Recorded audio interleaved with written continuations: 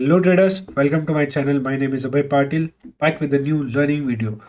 आज हम understanding market behaviour इस सीरीज का न्यू एपिसोड पे बात करने वाले हैं कि आज का मार्केट बेस्ट मंथ की एक्सपायरी जनवरी, नया साल 2023 का फर्स्ट मंथली एक्सपायरी सबसे बेस्ट गया। हमने यहाँ पे विद इस कैंडल का हाई जो स्टॉप लॉस था 6 पॉइंट्स का लग रहा था स्पॉट पे। अगर ओटीएम वगैरह लेते तो और छोटा स्टॉप लॉस होता। 6 पॉइंट के स्टॉप लॉस से हमने कैप्चर किया प्रॉक्स 287 और हमने जहाँ पे कैप्चर किया वहीं से मार्केट रिवर्स हुआ। मैं आपको यूट्यूब पे भी दिखा दूंगा कि ये कौन सा पॉइंट था जहाँ पे हमने कैप्चर किया 287 पॉइंट्स। वो क्लिप भी बता दूंगा जहाँ पे हमने कैप्चर किया और एग्जैक्ट यहीं से टच करके मार्केट ने पूरा रिवर्सल दे दिया। रिवर्सल यानी छोटा सा अपमूव दे दिया। ठीक है, सो आज के पूरे मार्केट की बात करते हैं फ्रॉम स्टार्ट। तो आज मैं इसलिए लेट आया क्योंकि जो ये पीसी का पूरा बिल्ड था आज सुबह बन चुका था, लेकिन इसमें सारे एप्लीकेशंस और ये सब कुछ सेटअप करना बाकी था, इसलिए थोड़ा लेट हुआ। मार्केट की बात करते आज सुबह से एग्रेसिवली सेलिंग हो रही थी। अगर हम यहाँ पे लाइव भी होते तो हम कोई ट्रेड लेते नहीं, बिकॉज हमारा हम वेट करते इनिशियल फर्स्ट 15 30 45 या 1 आवर हम वेट करना पसंद करते हैं। और मार्केट को जैसे अब यहाँ पे देखो, यहाँ पे 1 आवर मार्केट रुका, फिर ट्रेंड कंटिन्यू किया। यहाँ पे 1 आवर या 10 बजे तक मार्केट रुका, फिर यहाँ से ट्रेंड कंटिन्यू किया। तो मार्केट यूजुअली साइडवेज ही रहता है और जो भी ट्रेंड आता है बाद में आता है। बट यहाँ पे 9:15 की कैंडल यानी मार्केट खुलते से ही एग्रेसिवली सेलिंग आना स्टार्ट हुई और 9:15 को जो सेलिंग स्टार्ट हुई वो जाकर रुकी प्रॉक्स बोल सकते हो 11:45 और मार्केट ने 9:15 से 11:45 3 घंटे 2.5 घंटे तक 2.5 आज तक पूरा 90 डिग्री फॉल दिया, जो कि कैच करना बहुत मुश्किल था।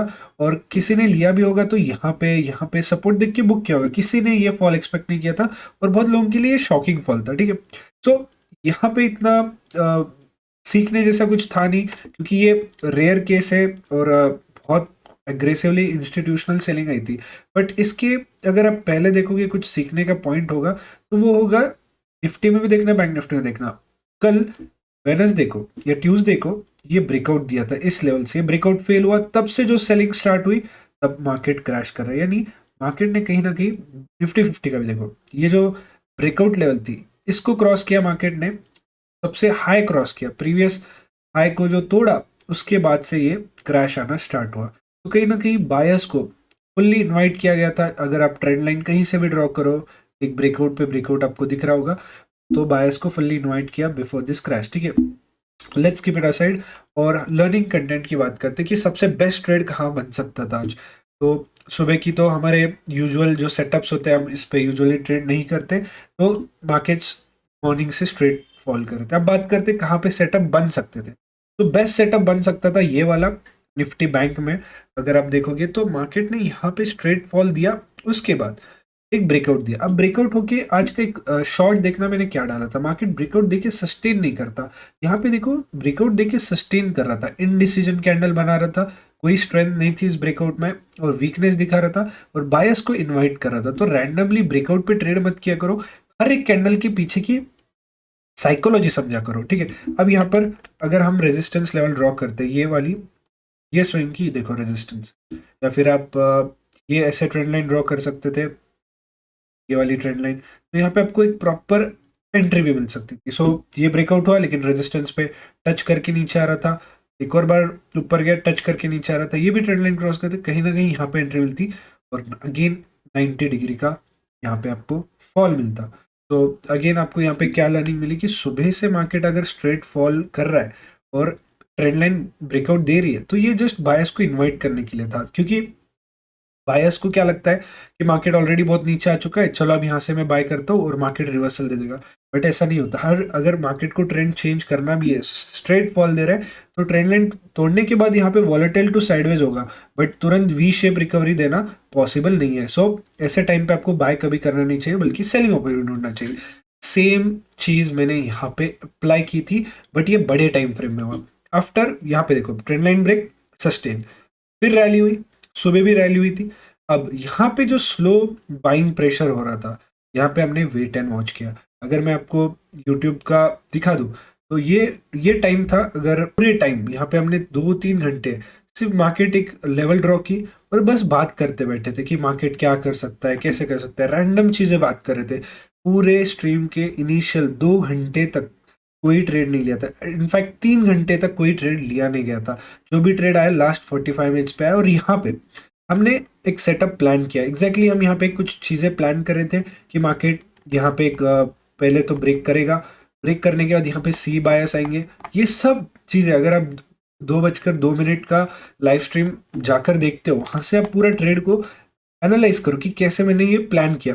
तो यहाँ पे हमने ये प्लान बनाया कि यहाँ पे पहले ब्रेकआउट सी वाले आएंगे बायस, ये सोच के कि यहाँ पे ब्रेकआउट होगा, बट लेकिन फिर ये यहाँ से रिवर्स करेगा या फिर हो सकता है यहीं से तुरंत रिवर्स कर दे। मार्केट ने एग्जैक्टली जो सेकेंड पॉइंट है अप मूव करके डाउन मूव, यही चीज़ की। मार्केट पहले ऊपर जाता गया और जैसे ही यहाँ पे एक रेड कैंडल बनी, मैंने देखो प्रोजेक्शन क्या दिखाया, सारे लेवल्स हटा दिए, सिंपली ये जाकर क्रैश होने वाला है। अब जैसे ये कंफर्मेशन आ गया ये क्रैश होने वाला है, सिंपल लॉजिक क्या था इस क्रैश के पीछे अगर आप पूछोगे कि एक तो बाइंग जो है एकदम वीक आ रही थी, स्लोली बायस को बुलाते जा रहा था, हर सपोर्ट पे बायस आ रहे थे और एक स्लोली ब्रेकआउट देके अगेन सस्टेन कर रहा था। और जिस तरह से पूरे मार्केट में सेलिंग हुई इनिशियली और मार्केट 2% डाउन था, तो बहुत कम रेयर चांसेस थे कि यहाँ से रिकवरी हो, क्योंकि सेम चीज़ मंथली एक्सपायरी जो दिसंबर की थी वही चीज़ हुई थी, बट यहाँ उस टाइम बाइंग के लिए हुआ था, इस टाइम सेलिंग के लिए हुआ। तो सेम रूल्स लॉजिक अप्लाई करके ये तो फिक्स था कि कॉल की तरफ नहीं जाना, क्योंकि रिटेलर्स कॉल ही प्लान करते, मार्केट क्रैश होने के बाद कॉल ही प्लान करते हैं। तो इस टाइम पुट की तरफ जाते हैं, ठीक है, क्योंकि स्ट्रेट फॉल हुआ था, 2% का था, बहुत रेयर चांसेस थे कि रिकवर हो, मंथली एक्सपायरी थी। इसके इस साइकोलॉजी के बेसिस पे पुट का प्लान था। अब अगर आप देखोगे यहाँ पे ट्रेंड लाइन, हम छोटे टाइम फ्रेम पे गए और एंट्री का प्लान करना स्टार्ट कर दिया।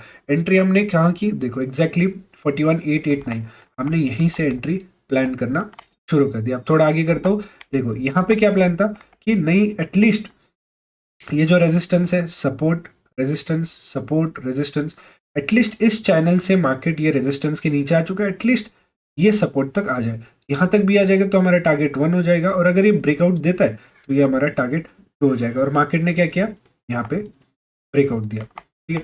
मार्केट ने क्या किया, बात की बात है, ब्रेकआउट देने के पहले भी कैसे सेलर्स को ट्रैप किया ये भी मैं आपको यहाँ की इनसाइट बताता हूँ, ठीक है। अब मार्केट यहाँ तक आया और टारगेट दे दिया जो कि ट्रेंड लाइन का हमारा सपोर्ट था, राइट, यहाँ पे आया।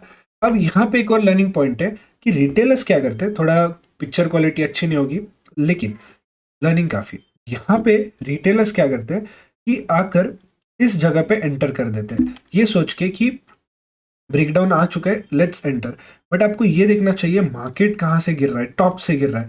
तो कभी भी आप ब्रेकआउट पे एंटर नहीं करना चाहिए। इस पे मैंने ब्रेकआउट स्ट्रैटेजी पे वीडियो बनाया, बल्कि रेजिस्टेंस पे करना चाहिए। तो मैंने जैसे ये चीज़ देखी, यहाँ पे एक और प्रोजेक्शन मैंने बनाया कि मार्केट का जो नेक्स्ट मूव होगा वो ये हो सकता है कि यहाँ पे सेलर्स को इन्वाइट करेगा, सॉरी सेलर्स को, फ्रेश सेलर्स को इन्वाइट करेगा और यहाँ पर जाके ये मूव देगा, ठीक है, यहाँ पर जाके ये मूव देगा। एग्जैक्टली वही हुआ। अगर अब मैं अभी आपको चार्ट दिखा दो, एग्जैक्टली वही हुआ। यहाँ पे जो ब्रेकडाउन पे, जो इसको एडजस्ट करते हैं, हाँ, जो ब्रेकडाउन पे फ्रेश सेलर्स आए, इनको इनवाइट किया, इनका एसल खाया और रेजिस्टेंस पे रेड कैंडल बनी।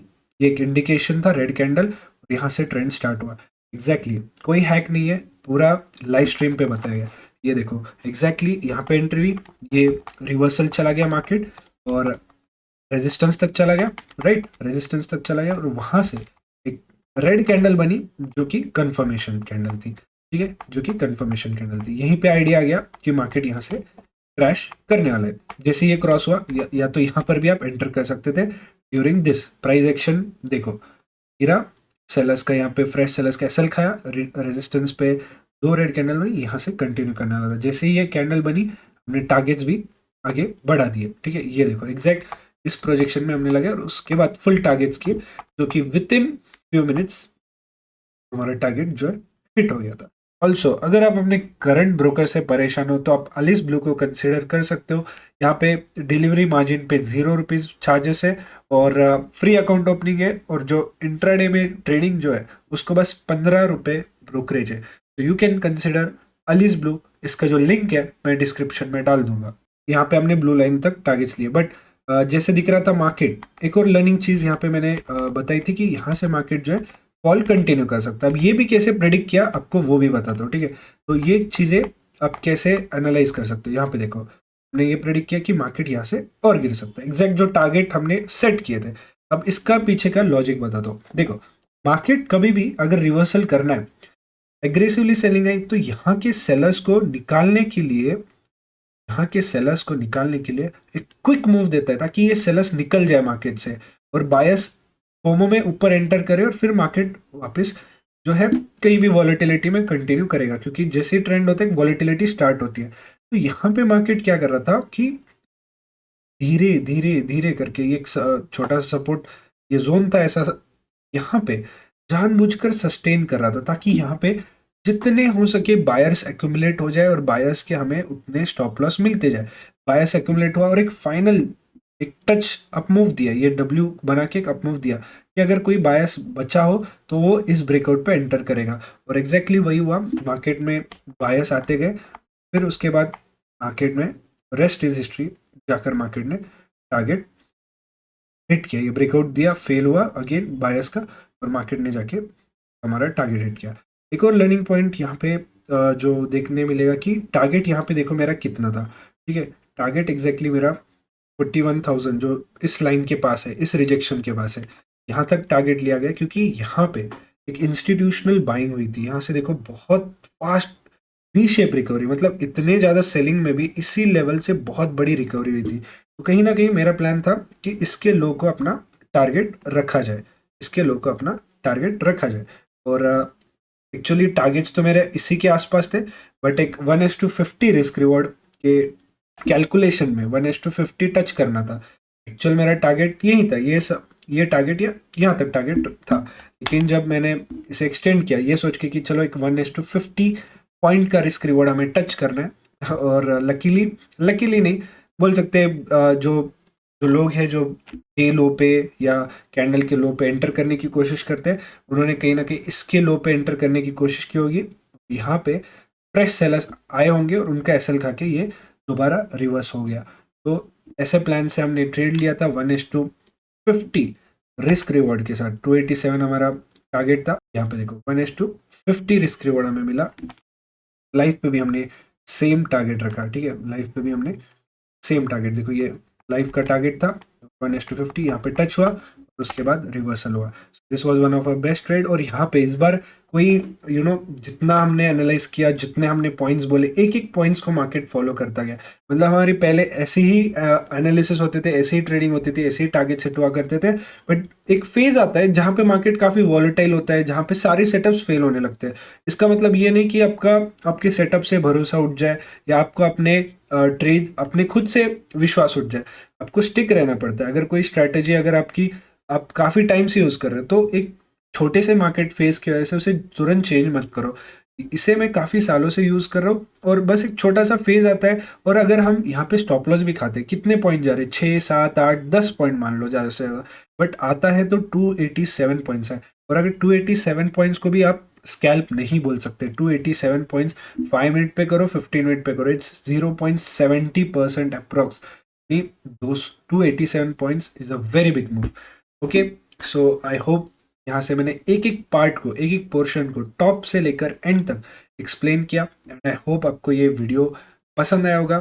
Thank you so much for watching, see you tomorrow with new learning video.